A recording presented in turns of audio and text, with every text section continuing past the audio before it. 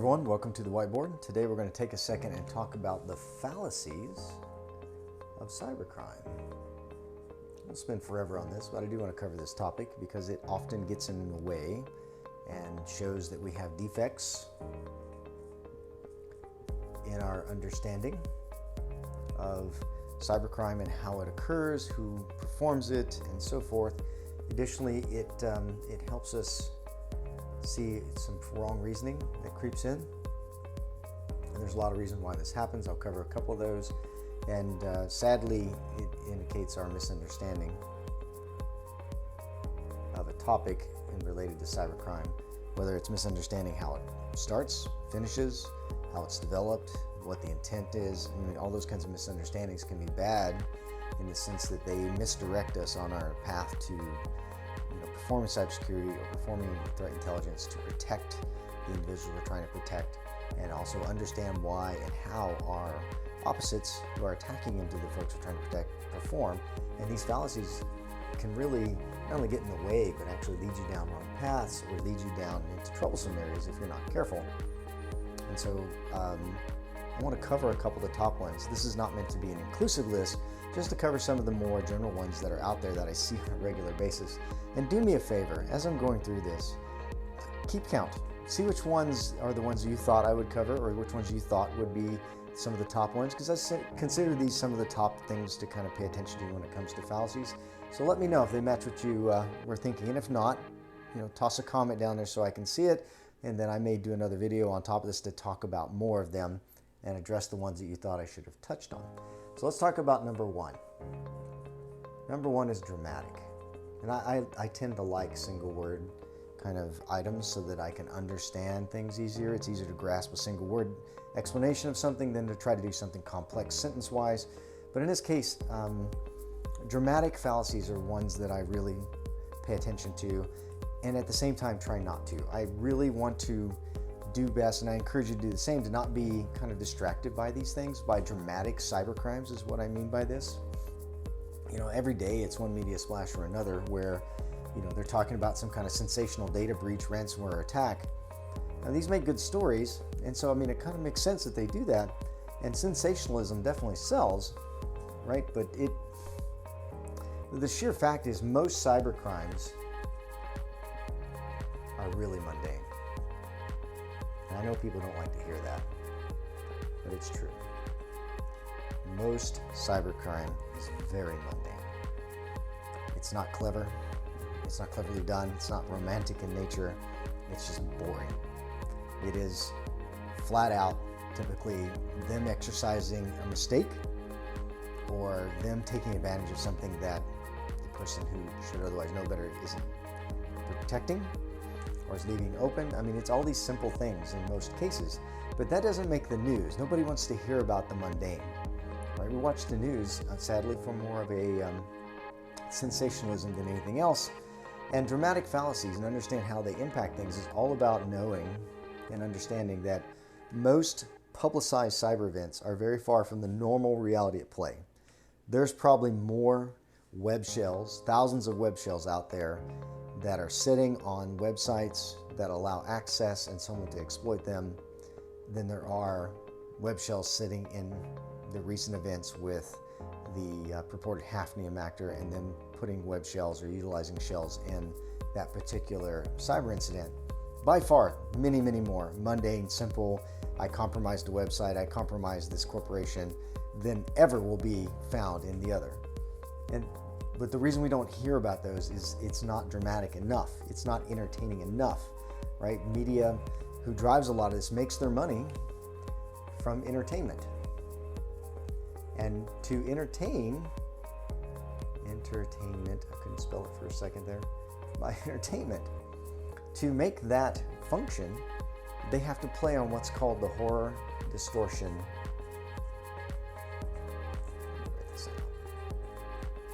sequence.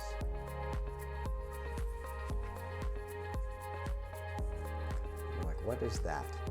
Tell a really scary story and then build on it is basically what I'm talking about. That find a horror story, entertain the public, and of course make money in the process of doing so, and then create more news stories to build on it. Tell a really horrible story about a break-in, horrible cybercrime, data leak, whatever, hack, incident, oh my goodness, how bad it is, it's terrible, it's going to blow up everything, and then continue to build on that. Next data leak, next hack, next explosive thing. And as you do so, you build a picture of what's going on in people's minds, in the general public's minds. And what happens, because they're not technical experts, and because the mundanity, the boring parts of what cybercrime really is not sexy or attractive or sell-worthy, frankly, they have to make that look attractive. And in doing so, they invite misunderstanding. I know I'm writing all over the place, but here, I'll just rewrite this part. They will invite misunderstanding.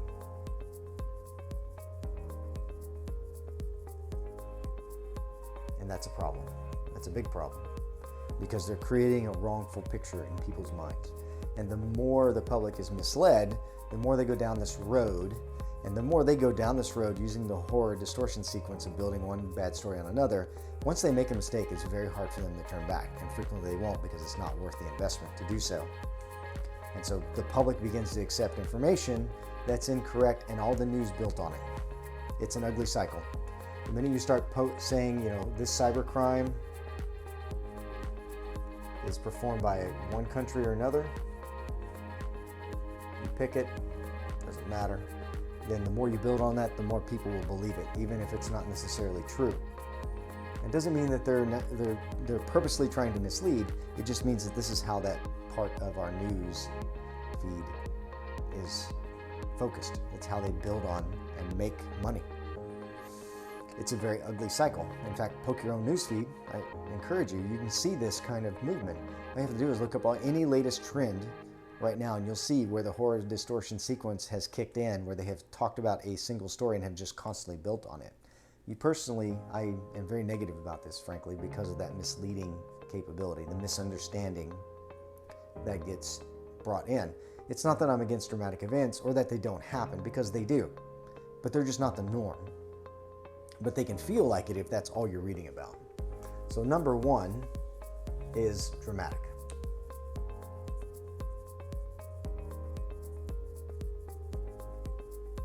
And I wanted to touch on that. Watch out for this, because if you buy into the dramatic horror sequencing, I just realized that's not visible. Let's put it here. Dramatic. If you buy into the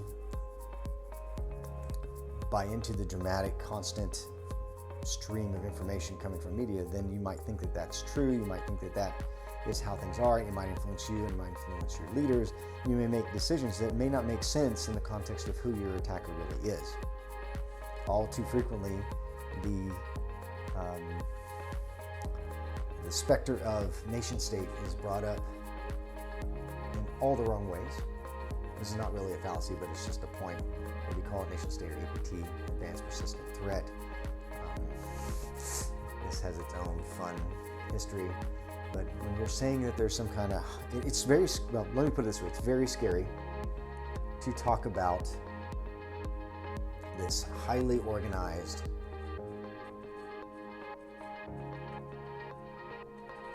well-sourced, right? They're fluent, they got money, they got resources, capable, won't stop group out there. And when you say, hey, this is your threat, and you scare people with this, it sells. It sells news, it sells products, it sells technology, it leads decisions that you may not otherwise take. Some good, some bad. But this could be very untrue, because you're casting things in a very general way that makes it troublesome.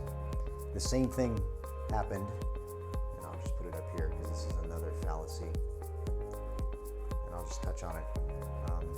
The same thing happened when traditional crime in some cases cybercrime, talks about it in the context of organized crime. There's too many movies from Hollywood here that have popularized the fact that crime is super organized. There's families, they're all tight, right? They forget that reality isn't so clean. Criminals have, and sometimes it's depicted properly, but in most cases, criminals have massive trust issues.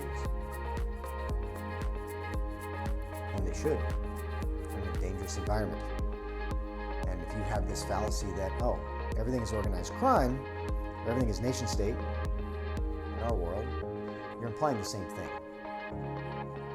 You're forgetting that this is huge. You're also forgetting that most relationships are personal.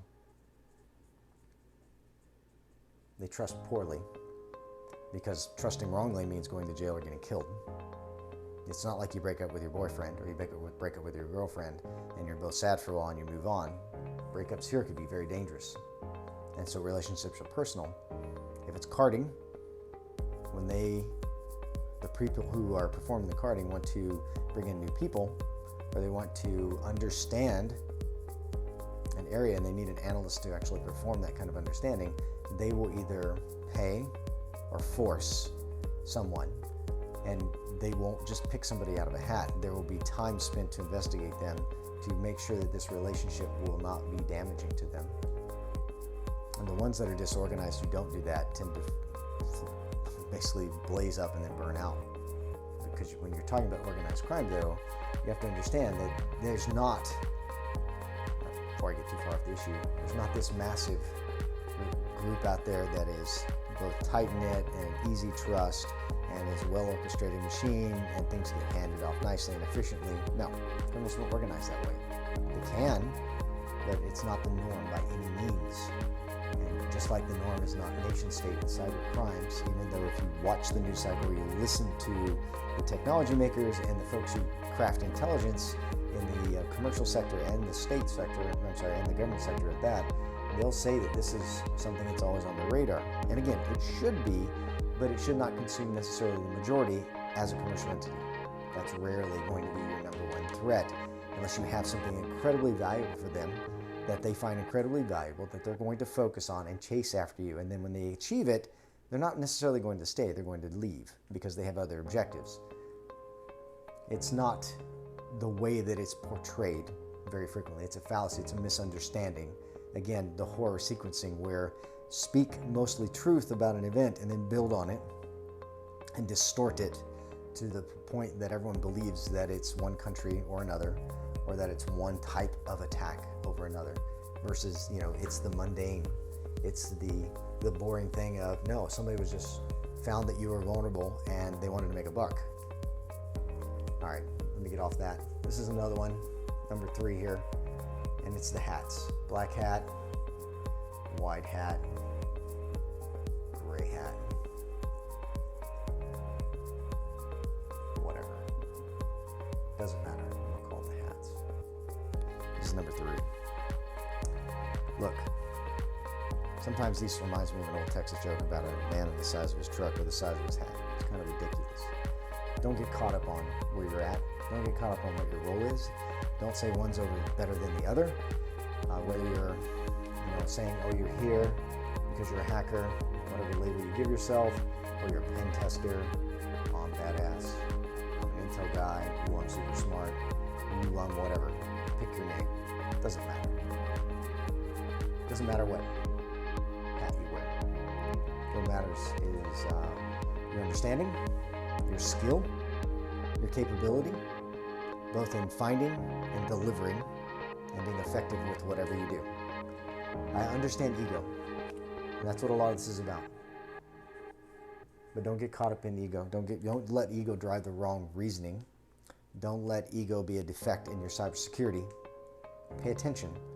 You need ego, don't get me wrong. You need a healthy amount of it to be good at anything. Just don't be consumed by it. Don't overrate the power impact of one over the other. Don't, and I guess an example, don't overrate the power of someone who says they're a hacker or performs in a hacking role. Don't overrate what that means. It means they're good in a couple of different areas. Absolutely. They may be the top of their trade, but do not give them superpowers because of that. They're not omnipotent.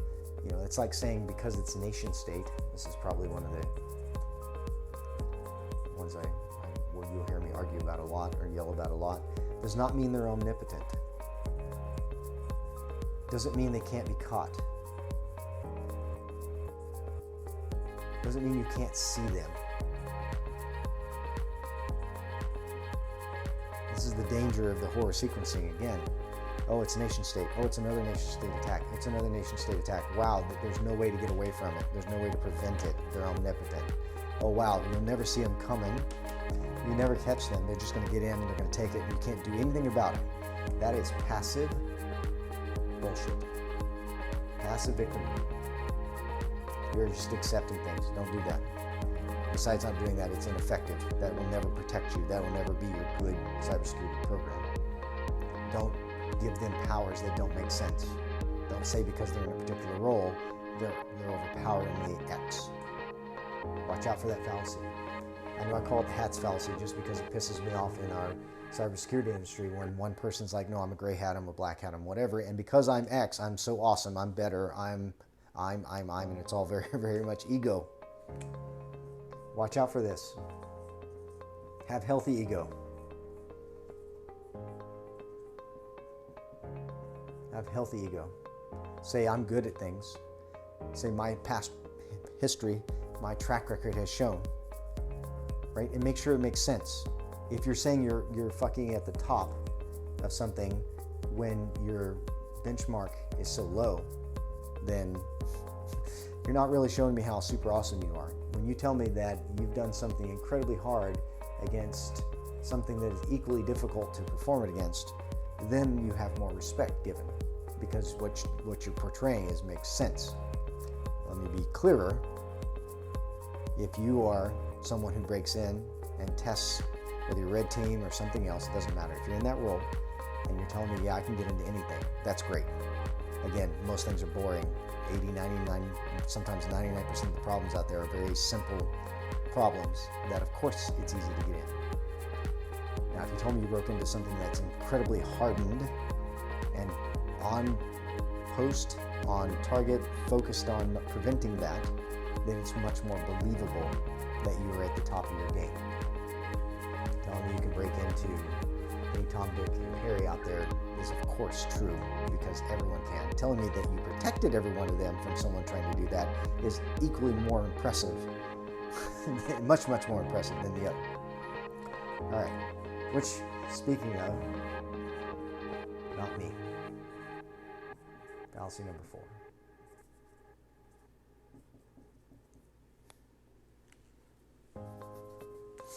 This is the tendency to think that something won't happen to you. People are tougher and more critical on others than themselves. You know, basically it wouldn't happen to me. It wouldn't happen to me that way. Oh, I would do it differently. Or if I did it, the impact would be. You know, really it's denial. This is more on the victimology side of the house as a fallacy, where people are like, oh, I don't need to do cybersecurity because it would not happen to me. I don't have anything valuable. I'm not worth it. It would be too much effort. All those are not me arguments, and they're wrong. They're wrong reasoning. You will be a target if someone determines you're a target. That has nothing to do with you in the sense of your reasoning that you're not going to be a target. It has everything to do with the other side's determination, not yours. Let's talk about number 5. Ingenuity.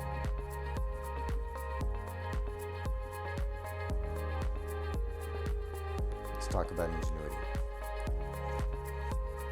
I want you to think about Sherlock Holmes for a second. He chased after Moriarty because they were awesome opponents for each other. He did not chase after some drunk that was a fool who wasted their life. That was not an opponent for him. So we have, because we love stories like that and because it fits our mindset, we have this thought in our mind that if I'm smart, if I'm super smart, and I'm Sherlock Holmes, I have to have a Moriarty. My opponent has to be equally skilled, equally powerful, equally powerful, equally skilled, equally intelligent, equally whatever.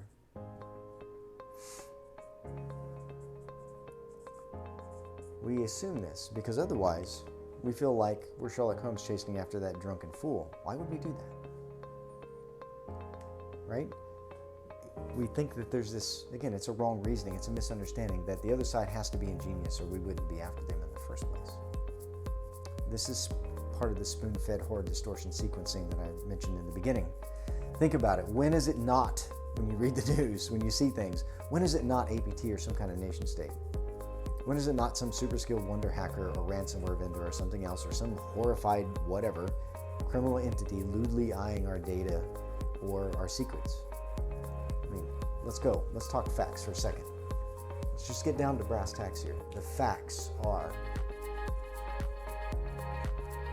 cybercrime, the majority of it is very mundane. It's bloody mundane. It's simple. It's boring.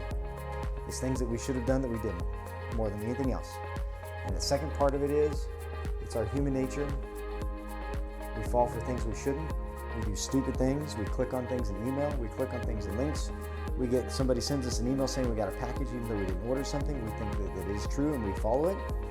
And it's so on. Even the people that are highly skilled, they have a not me thinking of, well, I'd never fall for phishing. Everybody falls for phishing at some point. It's all about making the lure make sense to you. And the last but not least, the majority of cybercrime happens because we leave the door open. We don't close things that we should. We don't see things that we need to.